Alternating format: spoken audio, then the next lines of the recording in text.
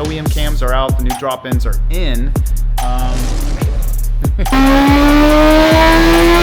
But his alignment is just slightly off. We're already idling at 12.0 air fuel. Super, super rich already.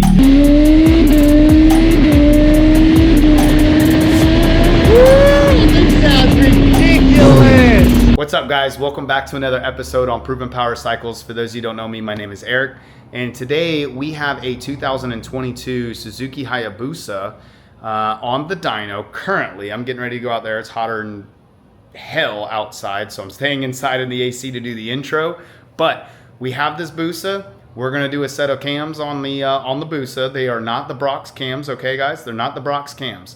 I know the Brox cams are a real hot item right now, but they are not the Brox cams. They are a set of drop-ins, and we are going to test these camshafts out and see what kind of power we pull out of it. So currently the bike has been tuned by Chris Moore. Not a actual dyno tune, I don't think. I think this was a mail-in flash that they provided for the customer. So not a big deal, but I just wanted to let you guys know that it has been flashed before. So there are some things on the bike that are going to inhibit some of the power. They are running a very big shinko rear tire. It's got a flat profile. It's going to rob quite a bit of power.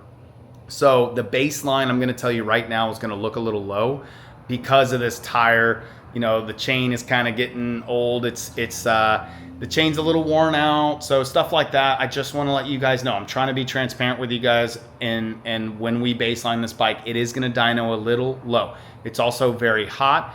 I wanted to make sure that we at least got a baseline. Every time a bike comes into the shop, before we really do any kind of engine work or anything like that, I really like baselining it, because if there's any other issue that we see on the dyno, I like to address that issue before we dive into the actual job, so that the customer is aware, you guys are aware, hey, this is what's going on with the bike before we take it all apart, before we build the motor, before we do a set of drop-ins, whatever it is, right?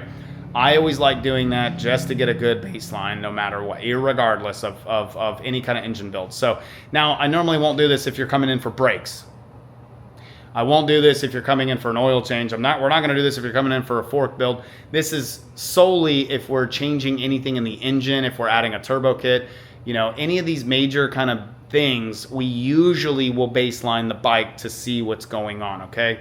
Not all the time, but 99.99999% of the time, that's what we're doing. So I just wanted to be transparent with you guys, let you guys know that. So with that being said, let's go ahead and get in the dyno room. Let's fire this thing up. It's already all hooked up. We're gonna fire it up and start running through it. So here we go.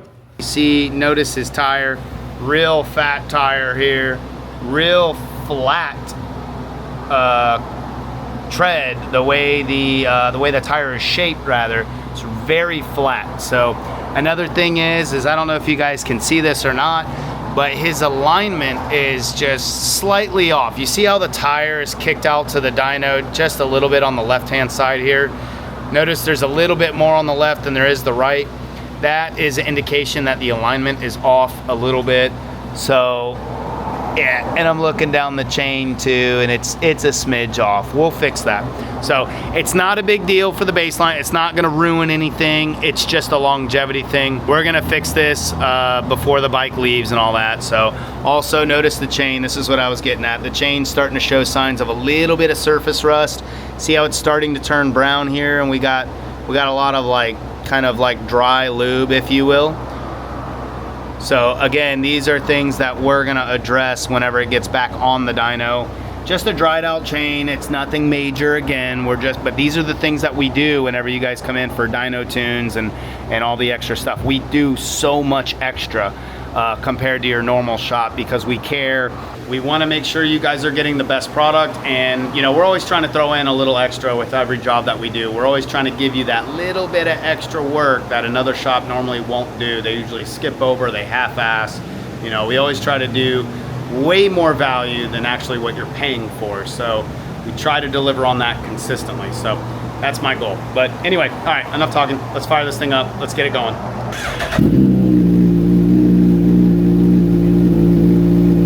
I just want to show you guys we're already idling at 12.0 air fuel. super, super rich already, just dumping fuel into the system.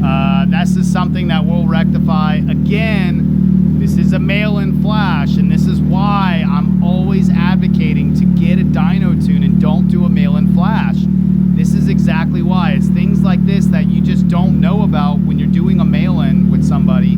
You don't know necessarily, you have no reference point, so you don't really, it's just a shot in the dark. So again, guys, this is why I always push for dyno tuning, but we're gonna get this thing fixed, and we'll fix it with the cams and all that jazz. But let's run through it, let's see what it does. It's about warmed up now, so let's go ahead and run it.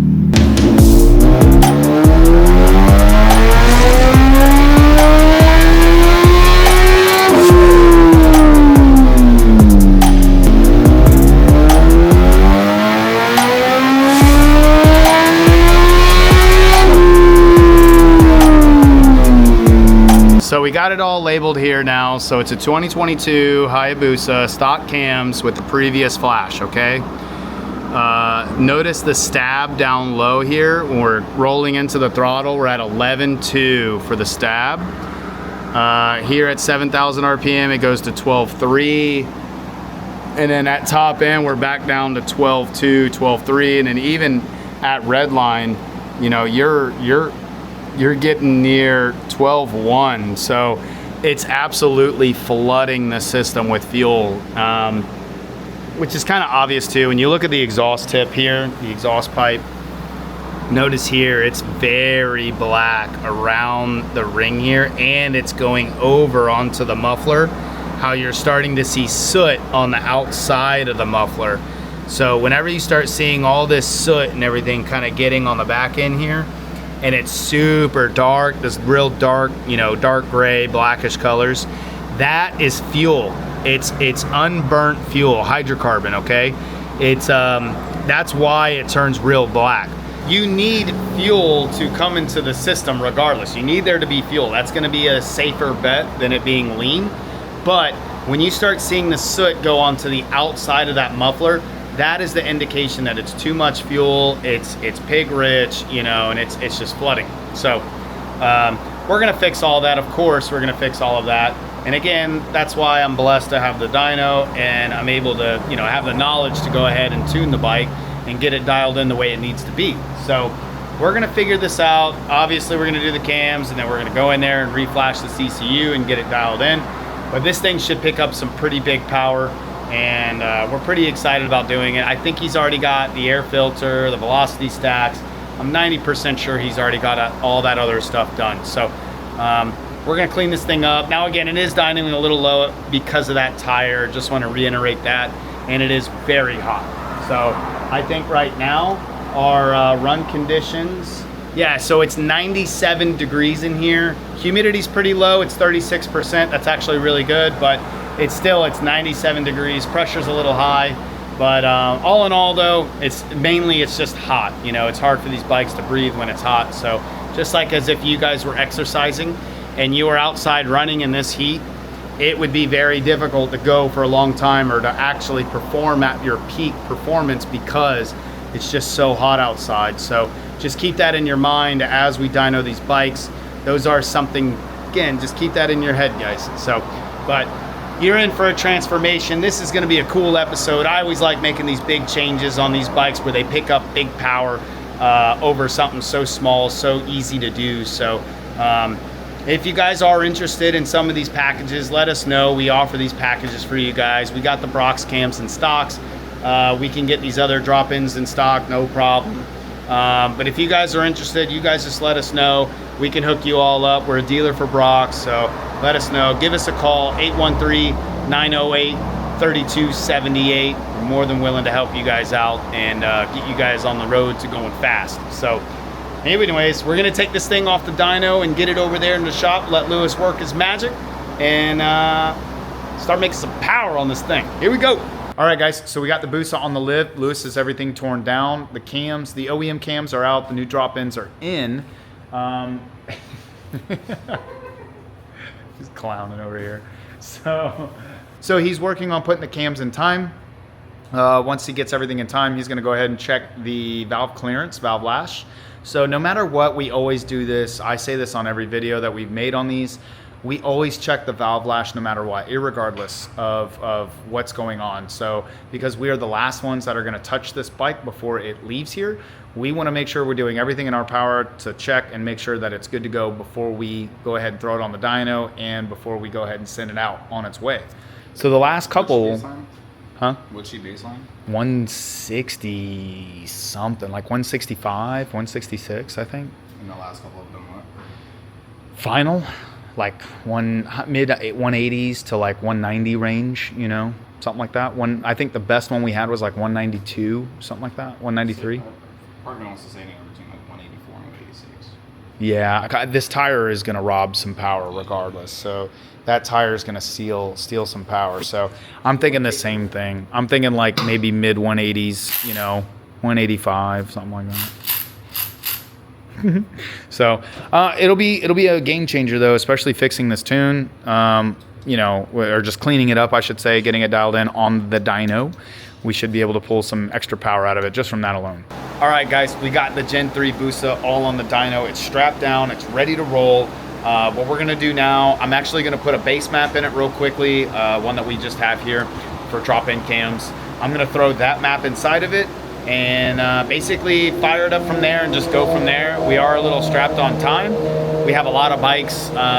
Lately, the shop's been slammed, so we have a lot of bikes. So I'm trying to save on time by just getting straight to it, throwing a base map in there, and going from there. So we're gonna do that real quick, get the bike warmed up, and then we're gonna go ahead and start seeing some numbers. We got this base map all loaded up. We're gonna start doing some pulls here and getting the cams broken in since they are brand new. So we're gonna do braking procedure, and then we're gonna do some baseline pulls, see where we're at, see where this base map puts us, and see what kind of power we can get out of this thing, all right? Here we go.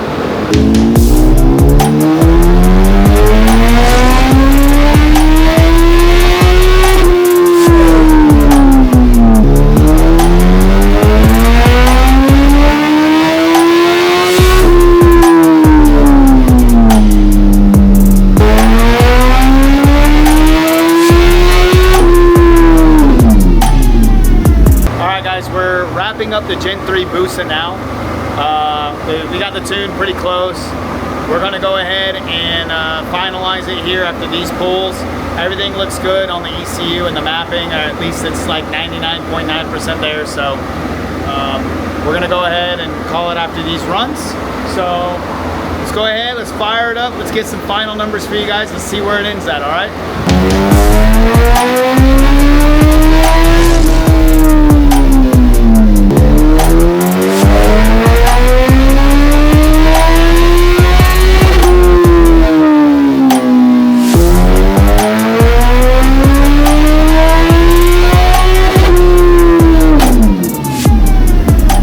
Guys, we got that Gen 3 all wrapped up, and we're gonna go over the final numbers now. And again, you know, they did well considering what the mods again on the bike with that fat tire, gonna rob it a little bit of power. So it still did really good for a set of drop-in cams. Very happy. And let's go over the numbers real quick. All right, so just to do a refresh, we got 165 with the stock cams and the mail-in flash. Laid out 165 with 98 pound-foot of torque. Now again, guys, just remember this was a mail-in flash. I just want to reiterate that, not a custom dyno tune. It was just a mail-in flash, so it's anybody's guess.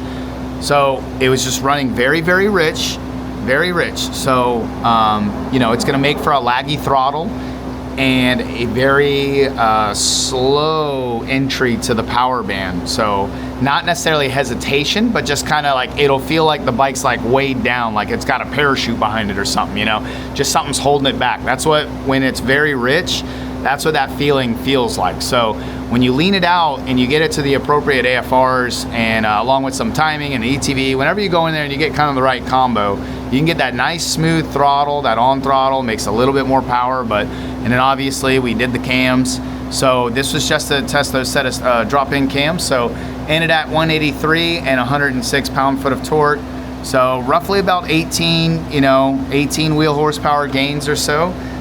So again, very, very impressive. It's very well for, again, for not a lot of money that you're spending on this thing. This is a pretty good upgrade all in all. So again, guys, what we were talking about was the tire robbing power. So, you know, if we put them on a more appropriate back street tire, like a Q5 or Power 6, you know, some of these other tires that would be a better choice for this bike, if we threw them on something like that, the bike would pick up a little bit more power on the dyno, because again, we don't have that big flat tire that's, you know, taking up a lot of drag on the dyno. So that's really kind of pulling it back a little bit. So you know, we should, and then again, the chain and sprocket, that was a stock chain and sprocket. If we threw an aftermarket kit on there, we'd pick up a little bit of power with that too. So there are still some other modifications that he can do to the bike to pull out some more power. All right.